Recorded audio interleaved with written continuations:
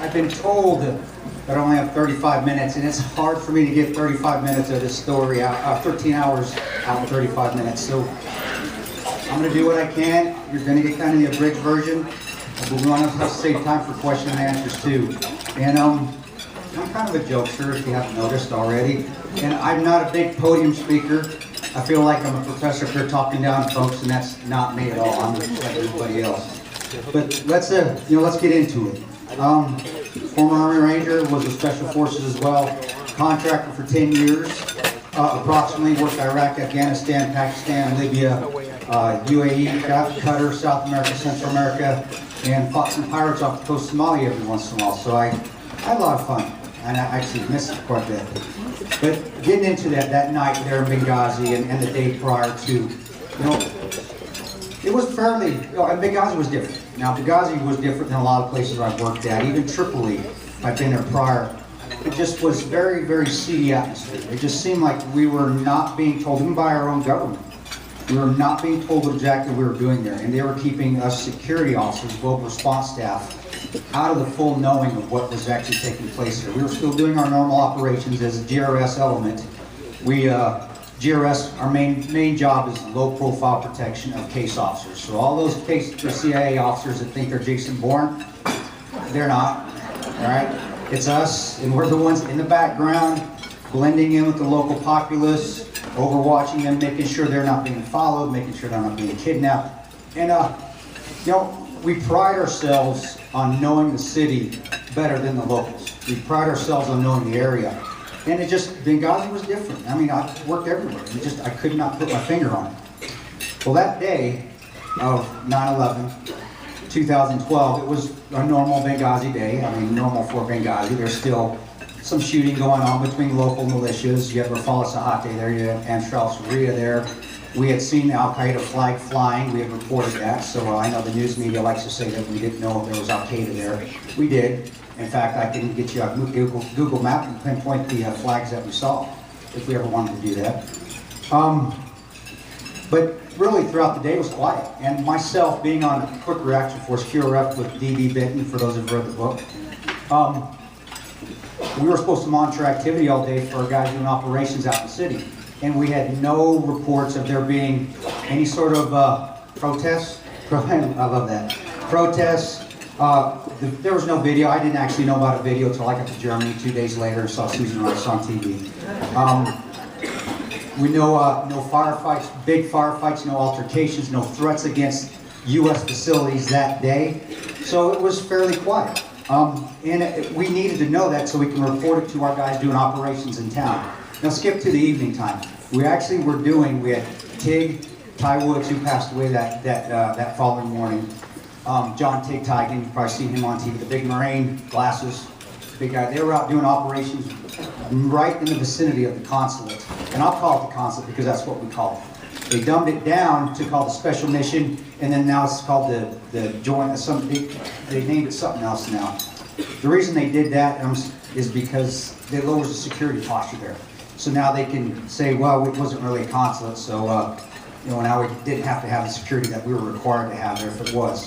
So it's just a way for State Department to limit themselves of responsibility. But anyway, we were doing operations right outside the consulate 30 minutes before it was attacked. And it was quiet, there was nothing going on, and we had got reports back that they were coming back home and that we were going to end the night.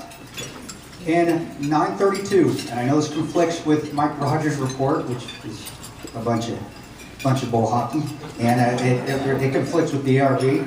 At 9:32, we got a call that all GRS needed to muster in the team room, and we did that. Immediately as we walked out the door, I could hear the firefight. I could see the tracers, and I could hear the explosions. RPGs do not explode like they do in the movies. There is no rockets. It's not like that. You have an explosion. From the explosion of the propellant in the back, then you hear explosion when it hits. So you're hearing a boom, boom, and it's quick, that quick. And you're seeing the tracers up in the air, and I'll be honest, it's incredible. I love that stuff. It's just amazing. And you're seeing it found. I go to our team leader, and he's the staff team leader, and I've worked with him before. He's still working, so I can't give you his name. And I said, "What's going on?" And we're trying, maintain some level of calmness because you don't want the civilians, the non-shooters, panicking because then you're trying to herd cats on that compound. He says the consulate's under attack. So all right, so we go get our gear. 5 minutes, we're ready to go out the door. We're ready. Ty, Jack, John, Mark was actually on an opt-out in town still, which is Oz. They have the car set. I mean, our team was outstanding. And we're ready to go out the door. And I remember going up to our chief of base and our team leader. It's 9:37 now. And I said, hey, we're ready to go. And I remember and this just upsets me to no end. I remember Bob's his name, if you ever read the book, our chief of base, and he looks right at me and he goes, you guys need to wait. And then the team leader reiterated it to me, and I'll give him those first 5 minutes. I was an officer in the military. I was an officer in the Army with Special Forces. I was also enlisted as a Ranger.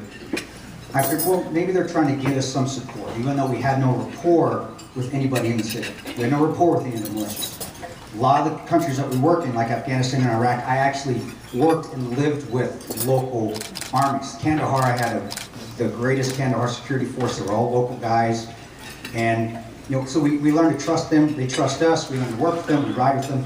In Benghazi, we didn't have that, which was odd, because normally we do if we're depending on our local militia to support us. But I gave it, I said 5 minutes, okay, let's see what they're trying to do.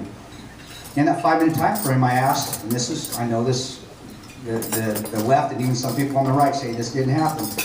I know what happened, I asked for it. I said, we need a Spectre gunship, which is air support, and we need an ISR, which is a UAV, a Predator. And I asked for that the first 5 minutes of the attack. Went back to my vehicle, and I said, hey, DB was sitting there, I said, hey, we need to wait. And he's, DB's a very calm Marine, old recon Marine. And I got on the radio, and Ty's going, what's going on? And I said, hey, we've got to wait for a bit. And during this time frame, we had actually shared our frequencies, our radios with the State Department guys. And they're calling us on the radio saying, hey, we need you guys here, we're under attack. And it was difficult for us to sit there for those first 5 minutes. But I said, but as an officer and as a commander myself in the military, I understood that first 5 minutes. I'll give it to him. 10 more minutes go by, and the pleads on the radio are coming a little bit more, voracious. Thank you. Who said urgent? You're gonna be my speechwriter. You got it. A little bit more urgent. And I couldn't tell from Scott Wicklund or Alec Henderson on the State Department side because of the urgency in their voice. Urgency. And it was, we need you guys to get here. We need you guys to get here now. And I remember Tig, 15 minutes after the initial call, gets out of the car, goes over to Bob. And here's the infamous words, and I've said it 1,000 times. Tig said it 1,000 times. Tig goes, we need to go now, we're losing the initiative. And he was right. And he goes, and Bob looks right at him, right in his eyes, goes, you guys need to stand down. They were said, I don't know how much else I need to say that the word stand down, military stand down, non-military stand down. Word stand down we use. So we've got a wait and a stand down, 15 minutes in. Now 15 minutes in a firefight like that, now we know these guys are in trouble. And now we're starting to get pissed. But we're still trying to maintain our military bearing. All of us were special operations or Marines. All of us were either SEALs, Rangers, Recon Marines, or Infantry Marines. All of us were in our upper 40s, which is actually, for special ops guys, that's kind of old. But it gives you, it gives you a little bit more, you're more apt to handle the situation. 10 more minutes go by, and finally we get a radio call, and I want to say it was from Scott Woodland. Scott's a friend of mine. Scott was a friend of mine over there as well. And he goes, on the radio, he goes, if you guys don't get here, we're going to die. And I remember I got out of the vehicle, I looked at our team leader, I looked at Bob, and I wasn't asking anymore. I said, I took at our team leader, I go, you get in the effing car right now. And I remember, and I get chills every time I think about it. I remember I started getting back in our vehicle, which was behind Ty's vehicle. Ty looked at me, I didn't have to give him a sign. He looked at me, gave me a thumbs up. Ty was a big guy too. Ty he had ham hocks for his forearms. He goes like this, and I put my hand up, and we ran out the gate. And this thing pictures in my head because when you go overseas, you have these little things that help you cope because you're gone from your family for so long. And that was, I don't know what deployment that was for me, my 50th or 60th deployment, just gone. And we had these little turtles in the middle of our compound, and we gave them all names. And we actually put little name tapes on the turtles. Those were our pets. And I remember I looked and saw the turtles, and we were driving out, and I thought, well, it's the last time I'm going to see these turtles. And we went out the gate, and we started to drive towards the compound. Now I got to, because of time, I'm skipping ahead a little bit. A lot more detail of what happened during those first 35 minutes in the book. A lot more detail. And as we're driving there, we're moving now, we get about halfway there and we have to stop. We did lose the initiative. The forces, Ansar al-Sharia, which is who they were, Al-Qaeda in the Maghreb, who was there as well, both are terrorist organizations. I don't know why we don't call them that, but they are. They had actually solidified their positions and they had done blocking positions, so we could not drive all the way to the compound, so we actually got out of our vehicles. And I remember Scott or Al coming across our radio again going, guys, they're lighting the buildings on fire, we need you here now. You know, the smoke's getting in the buildings, we're gonna die if you guys don't get in here. And you could hear the coughing and the choking in the voice. It had to be Scott. Scott was the one that was attached to the pastor. And I remember I went up to TL and I looked at DB. DB was one of my best friends, and I knew he had my back. And I go, we got to go on foot. And I grabbed my machine gun, my belt-fed machine gun. I grabbed my rifle. I put my armor was on, my helmet, my vision was on. My magazines were full in my pockets. I was wearing shorts because I'd been fighting pirates in shorts, so I didn't think this extra piece of cloth was going to protect me from anything. So, and we started going on foot, and we started jumping walls, and this is a comical part for me, because I'm old for a ranger now. And we get that first 7-foot wall, and I start climbing up it, and I'm like, holy crap, I'm old. And I go, that's sort of in my head. And DB is saying the same thing, like, and all I could think of, and it just goes back to the level of training that you get as a special operator, as a ranger. I go, man, I did this in ranger school, I did this at the Derby Queen, which is a huge obstacle course. I got punished, which I think our government calls hazed now. I got hazed every day at Ranger Battalion. I got tortured every day at Ranger Battalion, if that's what Nancy Pelosi or Weinstein says. I said, what about, I've been tortured, I can do this. And it's just a mindset. The mindset kicked in, and I was fine. Now, I felt it the next day, believe me. But the mindset kicked in, and we just started moving on foot. And there's a lot of things that happen in between there, because Jack, DB, Jack, Tig, and Ty actually started moving on foot in a different direction. So we actually started moving simultaneously while Tig was covering us with the 40mm grenade, and those things are incredible. If you ever shoot one, guys that are veterans, you hear that whoop, and you wait for it, then you hear the concussion, just choose. And just that explosion itself usually will scare the savages away. You know, I know Kris Kyle, and he used it, in local American Sniper. We're not calling all the Muslims savages. The ones that are trying to kill us, yes we are. And if people are offended by that, well, so be it. That's how it is. Well, we moved there, we got there to the consulate. What's my time? Good, all right.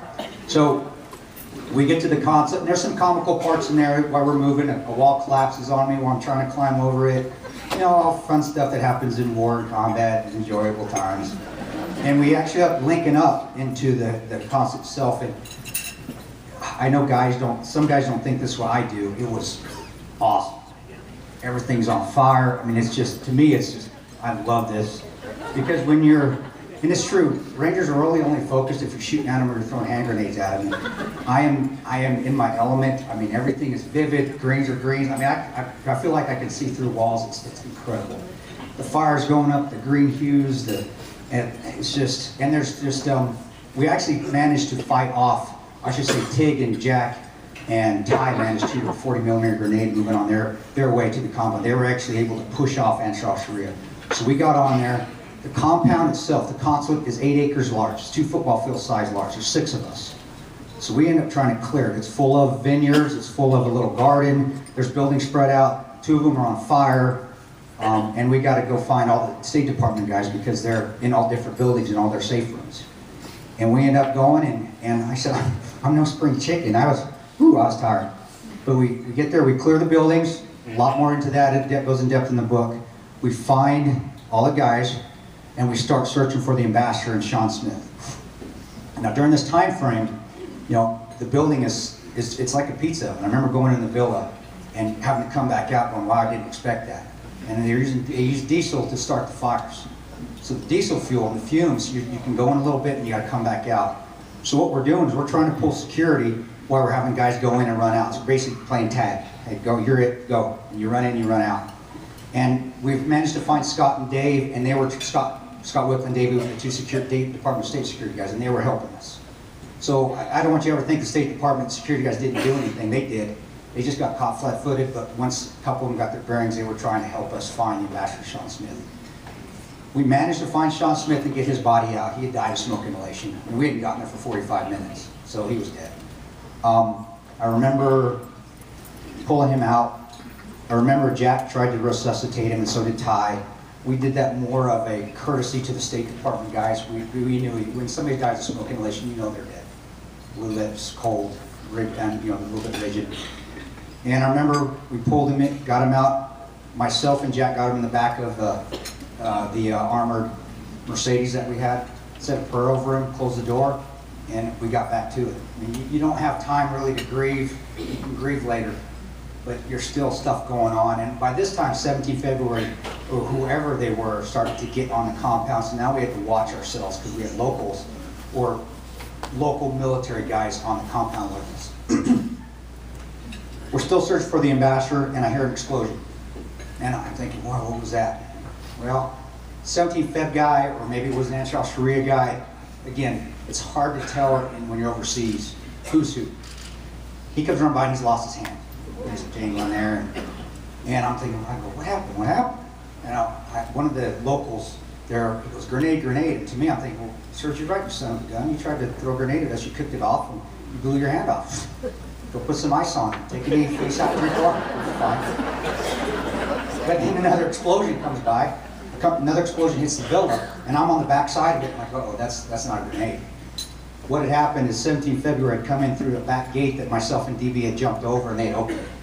So basically, there was a field of fire coming in, and we had a guy poking his head around shooting RPGs at us, rock-propelled grenades at us, and they were basically doing a counterattack. And I remember the bullets start snapping. I remember the bullet went, and when a bullet cracks and snaps by your head, that means it's close. That means it's breaking the sound barrier. And I'm thinking, cracking, and I'm like, yes, all right. And I turn around, and I just start shooting right back. We're shooting muzzle flashes. Our night vision at that time, because of all the fires, it really whited out our night vision. So that time, it didn't give us much of an advantage. So I just popped my goggles up, and I just was shooting muzzle flashes. And every time the RPG guy poked around his head, I tried shooting. Then DB got in the act. Then John got up on top of the villa, and that's how John is, risking because the villa's on fire, and he'd get on top of it to get a better firing position. Tig, and we all start laying hay down this avenue approach. And the RPG guy comes around too many times. He picks us, shoot, and he comes around one too many times. And Tig takes credit for shooting him. I still think I got him. but we'll let Tig have it. And I said, Tig, you got it, because you did risk yourself. Even though I was out in the open shooting, and Tig nailed him. We'll say Tig nailed him. But as soon as he went down, the firing stopped. I do not believe Ansar Sharia and Al-Qaeda in the Maghreb believed that we were there. Guys like us were there. So as soon as we knocked him out, that guy went to the ground like a sack of potatoes. Firing stopped. And it gave us the lull, really, to get out of there. So it's about midnight now. Now, we still haven't found the ambassador, but we got everybody else out of there. The State Department guys had left. we put them in a level 7 vehicle, and they got back to our compound. Now, I can't go into much because of my time, but they were actually, you don't hear this in the news, they were actually ambushed on the way back. And they were shot to heck, and they were very lucky to get back alive. Their vehicle got back to our compound on rims. I mean, it was run flats, it was tore up, level 7 armor was tore up. The reason they got ambushed is because there was an Ansar house 200 meters that was from the consulate. Now, we had reported that to State Department and CIA.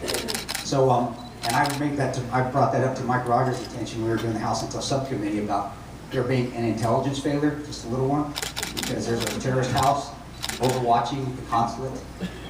So, again, media doesn't really hit that. Fox hit that a little bit. I don't know why that's been swept under the carpet, but that's a pretty big deal. Anyway, as we move on and progress, we finally have to leave the consulate. It was still the hardest decision that still haunts me, because as a ranger, you never leave a fallen comrade to fall in the hands of the enemy. SEALs have the same credo, Marines have the same credo, Special Forces have the same. You don't leave somebody, and we couldn't find the master. We thought he was kidnapped. We almost lost Ty. He almost got trapped, and we almost lost him there in the consulate because he got so far in the back in the smoke, And when diesel fumes or any kind of black smoke, the firefighters know you can't see them. Use flashlights, it just reverberates back to you, reflects back to you. So we had to make a decision. And we knew that we had just fought off a counterattack, so we're thinking, well, they're going to start hitting our compound. We better get back. And we did. We ended up getting back. And that hurts, because we left the ambassador. We lost him. And people have asked me on news, whose fault is it the ambassador died? I know what they're trying to get at me. It's my fault. It's our fault. Because we didn't buck orders soon enough. We didn't tell our civilian leadership there to go after yourself, we're going. We did eventually, but we waited too long. But moving forward, we managed to get back and we got counterattacked on our compound. Again, the book goes in a lot more detail. But there we actually had the advantage because we did plan, we were ready, we had our defense position set up, and I like military-wise, and I heard this from General McChrystal, who was my first battalion commander at Ranger Battalion, 2nd Battalion. Proper planning prevents piss poor performance, and we remembered that, so we had our defensive position set up, so when they started trying to hit us, we had night vision on them, they couldn't see us, we had overwatch positions, we had interlocking sectors of fire, and we handed them we crushed them. And it was great. I mean, when you see lasers bouncing and nods, and you can see the splash of the bullets, and again, it's incredible. Fireworks don't even hold close to that stuff. And I'm saying that, I'm saying that you're a sadist. No, I'm not. It's what guys like myself are. That's what we like to do. And that's just what. And there's guys like us still out there. So, and they're still in the general population, waiting for the Islamists to raise their ugly head in our own state. We're just waiting for it. But anyway.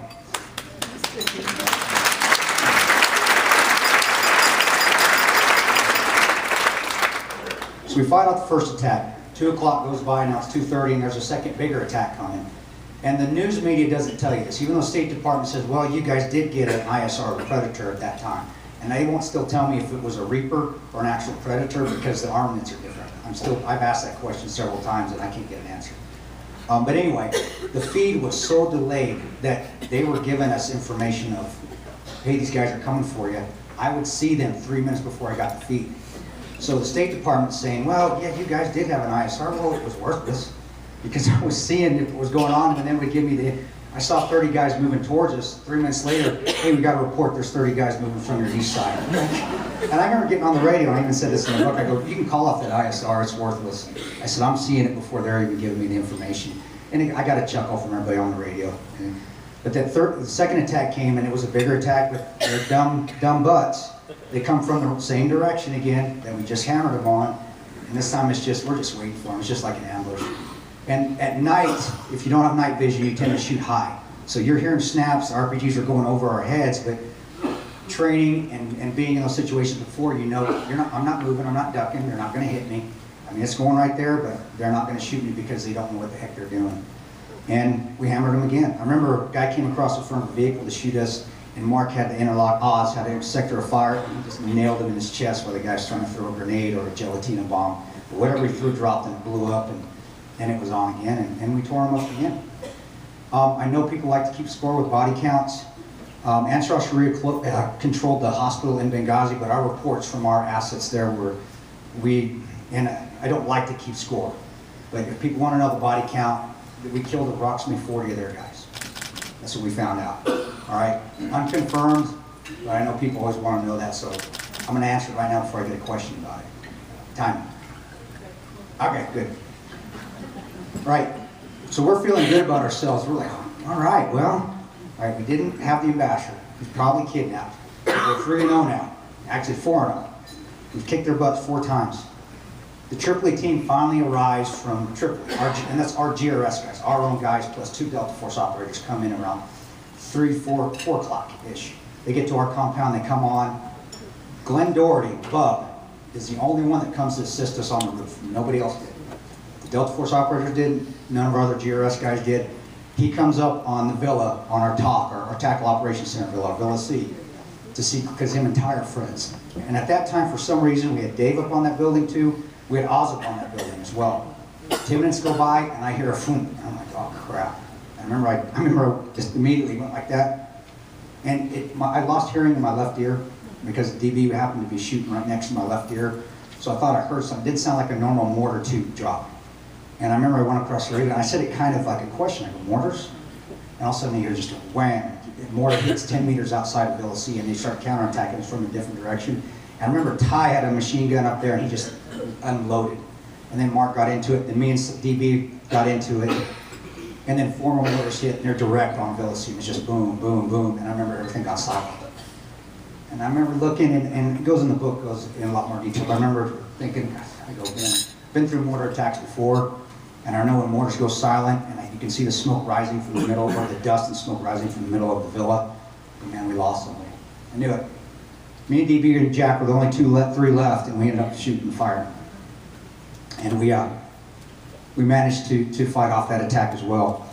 We were very lucky that we had the Libyan Shield militia come in and try to assist us, because they're the ones that actually chased off the mortar team, or they would have kept hitting us and we would have died. There's no way we could have happened that. Okay. As we get farther down the road, and there's more to it than this, I want you all to read the book. I've just told you briefly really what happened. We managed to get out of there.